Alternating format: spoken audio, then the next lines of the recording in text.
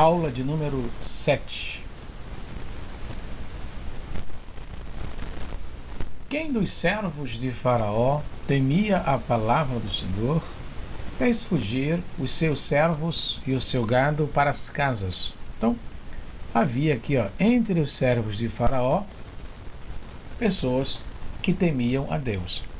E um grupo dessas pessoas seguiram com os israelitas, tornando-se assim chamados de vulgo, né? Uma mistura de egípcios com a nação de Israel. Pessoas que simpatizavam pela causa de Israel. Mas aquele que não tinha considerado a palavra do Senhor, deixou os seus servos e o seu gado no campo, né? Aqueles que não faziam caso das coisas de Deus. Então disse o Senhor a Moshe: estende a tua mão para o céu, e haverá saraiva em toda a terra do Egito, Mitzraim, sobre os homens e sobre o gado e sobre toda a erva do campo, na terra do Mitzraim. Então, estende a tua mão e vai acontecer a saraiva. E Moshe, obedientemente, estendeu a sua vara para o céu. E o Senhor deu trovões e saraiva, e fogo corria pela terra. E o Senhor fez chover saraiva sobre a terra do Mitzraim. Então, grandes saraivas ali atingiram todo Israel, todo o Egito. Porém, a terra de Goshen, ela foi poupada pelo Senhor. E havia saraiva e fogo misturado entre a saraiva, tão grave qual nunca houve em toda a terra do Mitzraim, desde que veio a ser uma nação. Então, grande foi a saraiva, porque foi uma providência direta do trono de Deus Todo-Poderoso. E a saraiva feriu em toda a terra do Mitzraim tudo quanto havia no campo, desde os homens até os animais. Também a saraiva feriu toda a erva do campo e quebrou todas as árvores do campo. Então, terrível, muito terrível eram essas saraivas, ou essa saraiva que afugentava todo o Mitzraim, todo o Egito. Somente a terra de Goshen, onde estavam os filhos de Israel, não havia saraiva. Olha que bonito, que maravilha. Então, Paró mandou chamar a Moshe e a Aharon e disse-lhes: esta vez pequei. O Senhor é justo, mas eu e o meu povo ímpios. Né?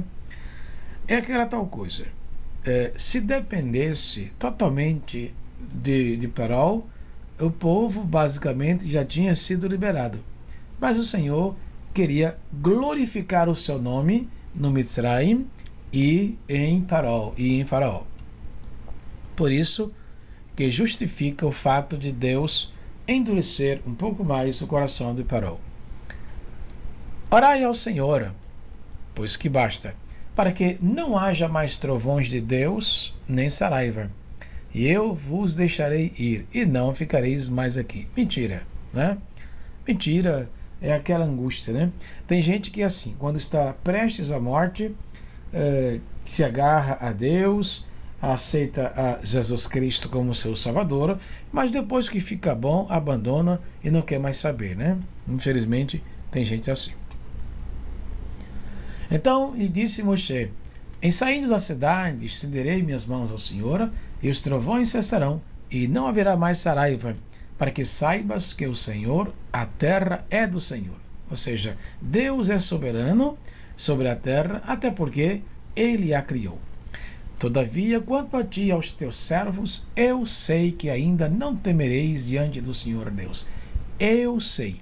Aqui Deus está se manifestando, né? Manifestando o seu poder da onisciência. Aquele Deus que sabe de tudo, conhece tudo, nada lhe é oculto. E o linho e a cevada foram feridos, porque a cevada já estava na espiga e o linho na haste. Portanto, a ideia era de atingir também os víveres, né? A alimentação dos egípcios. Mas o trigo e o centeio não foram feridos, porque estavam cobertos. Saiu, pois, Moshe da presença de Paró, da cidade, e estendeu as suas mãos ao Senhor, e cessaram os trovões e a saraiva, e a chuva não mais caiu sobre a terra. Então, Moshe estende sua mão, e Deus ali responde, e a terra volta ao normal. Vendo, pois, Paró que cessou a chuva, e a saraiva e os trovões, pecou ainda mais. Olha que tristeza, né? Pecou ainda mais. E endureceu o seu coração, ele e os seus servos. Não somente Paró, mas também todo o seu povo. Assim o coração de Paró se endureceu, e não deixou ir os filhos de Israel, como o Senhor tinha dito por Moshe. Mais uma vez aqui, o coração de Paró se endurece e não deixa, Essa é a ideia, fazendo com que Deus continue enviando suas pragas até o limite de as 10 pragas.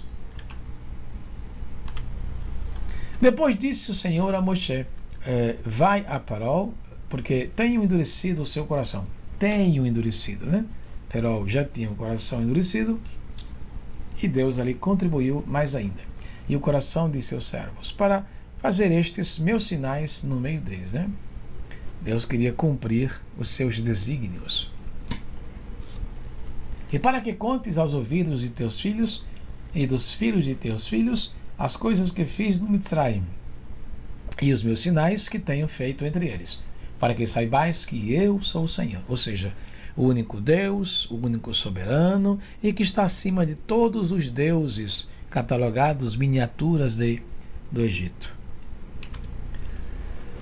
Assim foram Moshe e Aharon a Paró, e disseram-lhe, assim diz o Senhor, Deus dos Hebreus, até quando recusarás humilhar-te diante de mim?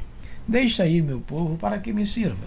Até quando você vai enganar, continuar com esse coração endurecido? Porque se ainda recusares deixar ir o meu povo, eis que trarei amanhã gafanhotos, gafanhotos aos teus termos. Aqui temos a 8ª praga, Oitava praga, a praga dos gafanhotos. Lembrando que entre os gafanhotos existe uma espécie que é comestível.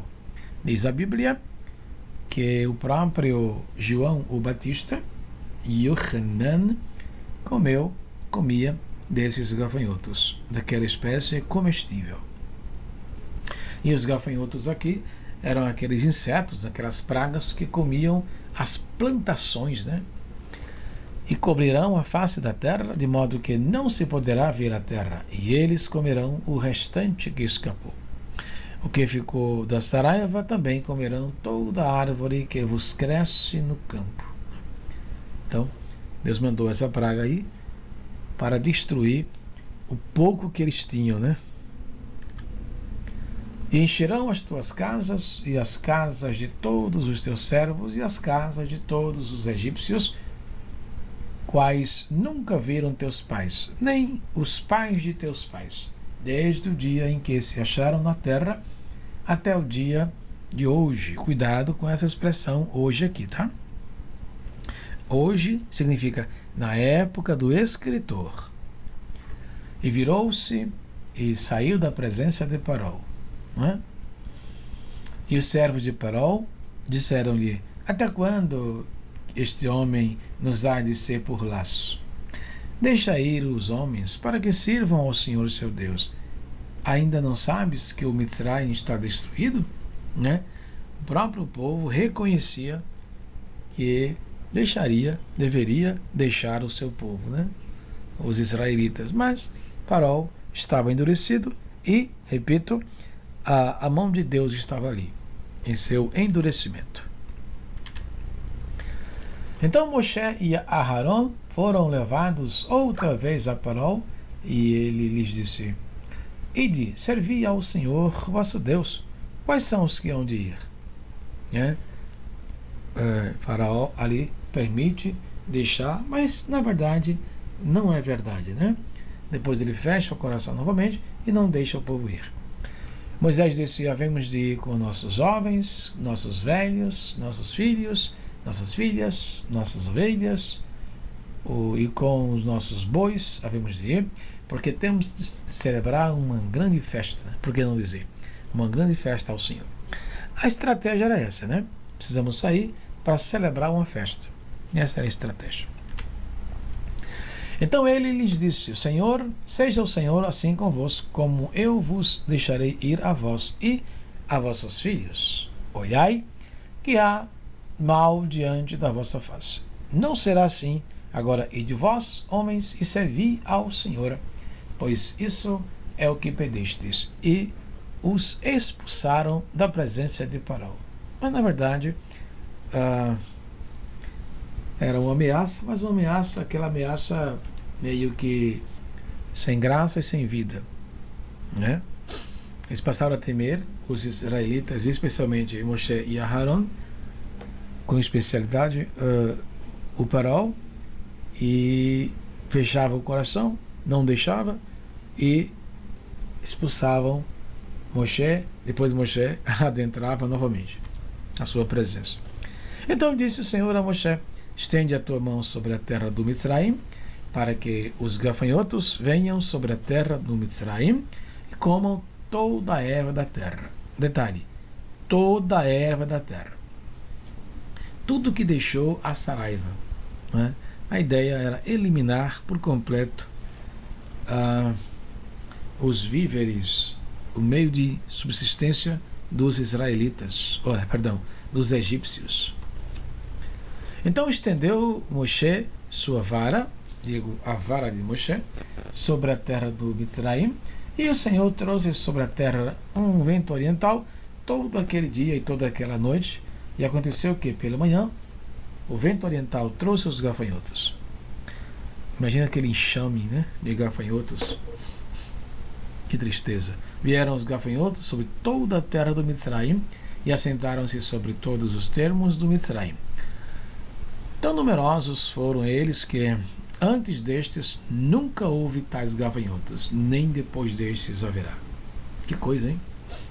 Eram ímpar. Quantidade exuberante de gafanhotos para elaborar o juízo de Deus Todo-Poderoso. Porque cobriam a face de toda a terra, de modo que a terra se escureceu. E comeram toda a erva verde, toda a erva da terra, e todo o fruto das árvores, que deixara a saraiva, e não ficou verde algum nas árvores, nem na erva do campo, em toda a terra do Mitzraim. Então, a ideia aqui é eliminar o que restou, né? Então, Faraó se apressou a chamar a Moshe e a Aharon e disse: pequei contra o Senhor, vosso Deus, e contra vós. Né? Mais uma vez, Faraó reconhece, mas não pode fazer nada, porque faz parte dos desígnios de Deus. Agora, pois, peço-vos que perdoeis o meu pecado somente desta vez, e que oreis ao Senhor vosso Deus e tire de mim somente esta morte. Que coisa, hein? E saiu da presença de Faraó e orou ao Senhor. Então o Senhor trouxe um vento ocidental fortíssimo, o qual levantou os gafanhotos e os lançou no Mar Vermelho, no Mar de Juncos, em hebraico Yam Suf. Yam Suf. Não ficou um só gafanhoto em todos os termos do Mitzraim. O Senhor, porém, endureceu o coração de Faraó, e este não deixou ir os filhos de Israel. Mais uma vez, uma intervenção da parte de Deus. Então disse o Senhor a Moshe: estende a tua mão para o céu. Céu aqui, irmãos, não pode ser compreendido como céu, morada de Deus. Céu aqui é o espaço, né? A dimensão, o raquia, as nuvens. E virão trevas sobre a terra do Mitzraim, trevas que se apalpem, né? Diz a tradição que eles estendendo a mão, conseguiam tocar nas trevas, literalmente. Terrível, terrível essas trevas. E Moshe estendeu a sua mão para o céu, e houve trevas espessas em toda a terra do Mitzraim por 3 dias. Então veja, o período de uma praga para outra não se sabe ao certo. Ora 3 dias, ora um dia, ora uma semana, assim por diante. Não se sabe ao certo o período exato para cada praga. Não viu um ao outro, e ninguém se levantou do seu lugar por 3 dias. Mas todos os filhos de Israel tinham luz em suas habitações. Que maravilha, né? Todo o Mitzraim, o Egito, em trevas, mas o povo de Deus tinha luz, né? Isso nos traz uma lição espiritual muito grande, né? Apesar de vivermos nesse mundo tenebroso de pecado e de trevas, nós, servos de Deus, nós temos luz. Temos a luz de Deus em nosso coração. Glória ao nome maravilhoso de Jesus. Então Paró chamou a Moshe e disse: Ide, servi ao Senhor.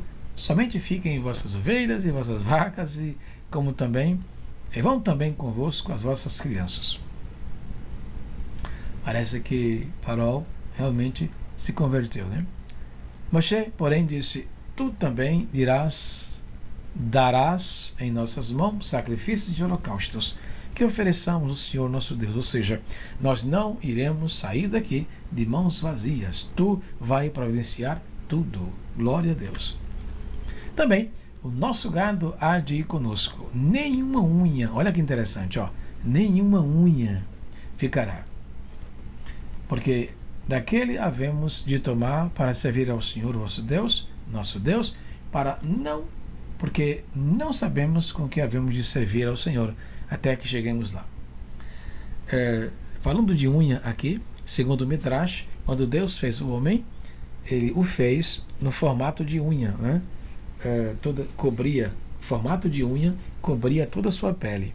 Por isso que eles não enxergavam seus órgãos genitais. Após o pecado, perceberam-se um ao outro que estavam nus. Bem interessante isso. O Senhor, porém, endureceu o coração de Paró e este não os quis deixar ir. Mais uma vez, temos uma intervenção da parte de Deus para causar aqui Deus ferindo, tomando de volta, em parte, o livre-arbítrio, liberdade de escolha de Paró. E disse-lhe Paró: Vai-te de mim, guarda-te, que não mais vejas o meu rosto, porque no dia em que vires o meu rosto, morrerás. Né? Não quero mais ver sua cara, disse Paró. Né? Moshe disse: Bem disseste, eu nunca mais verei o teu rosto. Né? Coisa terrível, né? Já estamos nos aproximando para o fim das pragas. E o Senhor disse a Moshe: Ainda uma praga trarei sobre Paró e sobre o Mitzraim. Depois vos deixará ir daqui. Quando vos deixar ir totalmente, a toda pressa vos lançará daqui. Não espere, assim que liberar, vocês saiam sem olhar para trás. Fala agora aos ouvidos do povo que cada homem peça ao seu vizinho e cada mulher a sua vizinha joias de prata e joias de ouro. E aconteceu mesmo. Eles pediram e eles despojaram todo o Mitzraim, todo o Egito, de modo que eles saíram riquíssimos e o Egito ficou pobre. Eles deram tudo o que eles pediram em vasos de prata, de ouro e assim por diante. E o Senhor deu ao povo graça aos olhos dos Mitzraim, dos egípcios. Também o homem Moisés era muito grande. Olha que interessante, era muito grande. Grande aqui é fama, muito famoso, né? Moshe tinha uma fama muito grande diante dos egípcios, especialmente diante de Paró, na terra do Mitzraim, aos olhos dos servos de Faraó ou de Paró e aos olhos do povo. Disse mais Moshe: Assim o Senhor tem dito, à meia-noite eu sairei pelo meio do Egito, do Mitzraim, né? À meia-noite. Interessante, né? Esse horário é um horário bem interessante. Jesus falou na questão das 10 virgens, usou o termo meia-noite também, que seria uma noite em que muitos de nós não temos muita coisa, né, para fazer e estamos ali dormindo, né, na sua maioria.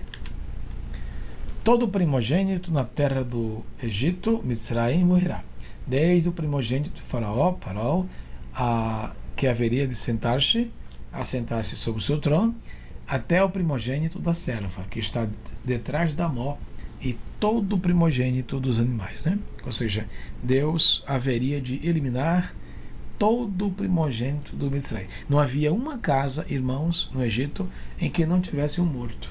Imagina a angústia dos egípcios, né? E haverá grande clamor em toda a terra do Mitzrayim, como nunca houve semelhante e nunca haverá. Mas entre todos os filhos de Israel, nem mesmo um cão moverá sua língua, desde os homens até aos animais. Lembrando aos irmãos que os cães aqui, ó, na época bíblica, eles eram cães, animais selvagens. Não eram domésticos, eram selvagens. Normalmente eles ficavam do lado de fora da casa. Para que saibais que o Senhor fez diferença, olha que interessante, diferença entre os egípcios e os israelitas. Deus faz diferença entre aqueles que servem ao Senhor. Então, todos estes teus servos descerão a mim e se inclinarão diante de mim, dizendo: sai tu e todo o povo que te segue às pisadas. E depois eu sairei. E saiu da presença de Paró ardendo em ira. Olha que coisa interessante. O Senhor dissera a Moshe: Paró não vos ouvirá, porque as minhas maravilhas se multipliquem, para que elas se multipliquem na terra do Mitzrayim. Ele não vai ouvir. E Moshe e Aharon fizeram todas estas maravilhas diante de Paró, mas o Senhor endureceu o coração de Paró e que não deixou ir os filhos de Israel da sua terra. Mais uma vez, uma grande intervenção da parte de Deus, nosso Senhor. Temos aqui, meus irmãos, o calendário judaico, né? Mês de Nissan, Iyar, Sivan, Tammuz, Av, Elul, Tishrei, Cheshvan, Kislev, Tevet, Shevat, Adar e Adar 2, né? Por que Adar 2? Porque até o 12º é Adar. E o 13º, Adar 2. Eles pegavam o restante dos dias que faltavam e jogavam nesse Adar 2, né? Ou Ve-Adar, para que se cumprisse 365 dias, 56 minutos e 4 segundos. Lembrando que o calendário judaico ele é lunar, observando-se as fases da lua e não a rotação do sol em torno da Terra. Ou seja, a rotação da Terra em torno do sol, ok? Que o sol não anda, fica paradinho, e a Terra geograficamente anda em torno do sol, ok? Então o mês de Nissan é o mês de março a abril. Muito interessante, porque esse mês de Nissan aqui, irmãos, foi o mês que Deus disse: esse vos será o primeiro dos meses, Nissan, que vai de 14 de março até 14 de abril. Este é o calendário judaico. Falou o Senhor a Moshe e a Aharon na terra do Mitzrayim, dizendo: este mesmo mês. Qual mês? O mês de Abib, o mês de Nissan, vos será o princípio dos meses. Este vos será o primeiro dos meses do ano. Portanto, Deus pega lá o mês terceiro, o quarto, e considera como se fosse o primeiro. Falai a toda a congregação de Israel, dizendo: aos 10 deste mês. Então veja, nós vamos falar sobre isso mais para frente. No dia 10 do mês de abril, era separado o cordeiro, e no dia 14 ele era sacrificado. E esses 5 dias de separação eram os dias que os sacerdotes usavam para verificar se havia algum defeito nos cordeiros, né? Para sacrificar ao Senhor nosso Deus. Glória a Deus.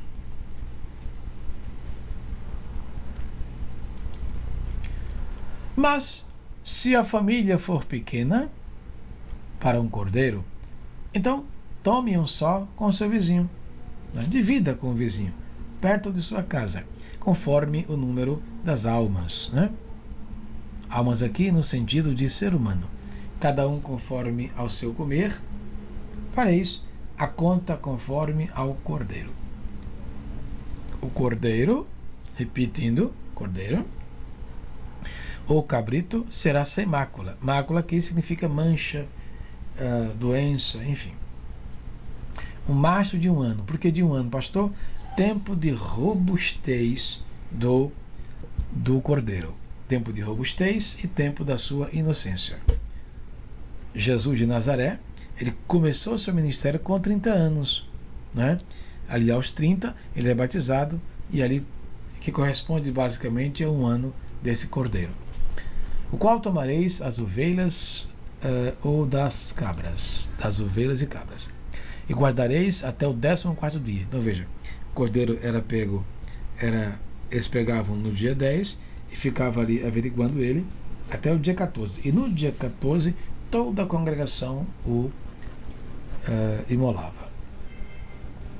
E todo o ajuntamento da congregação de Israel sacrificará à tarde. Tarde aqui é o crepúsculo da tarde, ou seja, entre as 2 tardes. A primeira tarde, de meio-dia às 15. A segunda tarde, de 15h01 às 18. Portanto, quando se diz à tarde, refere-se ao entre as 2 tardes, ou seja, 15 horas. Exatamente o período, momento em que Jesus morreu, né? Ele morreu na sexta-feira, 15 horas. E tomarão do sangue e poluão em ambas as ombreiras e na verga das portas, ou da porta, nas casas em que o comerem. Este sangue aqui representa, podemos assim afirmar, o sangue maravilhoso de Jesus Cristo, pelo qual todo ser humano pode ser salvo. E naquela mesma noite, lembrando que o período de tempo em que os israelitas saíram do Egito não foi de manhã, não foi à tarde, mas foi à noite, ok? Com pães asmos, que eram pães sem fermento, com ervas amargosas a comerão. Por que amargosa, né? Para eles entenderem a amargura que eles viveram no Egito, no Mitzrayim. Aqui, meus irmãos e meus amigos, findamos a nossa 7ª aula. Deus em Cristo vos abençoe, no maravilhoso nome de Jesus. Shalom!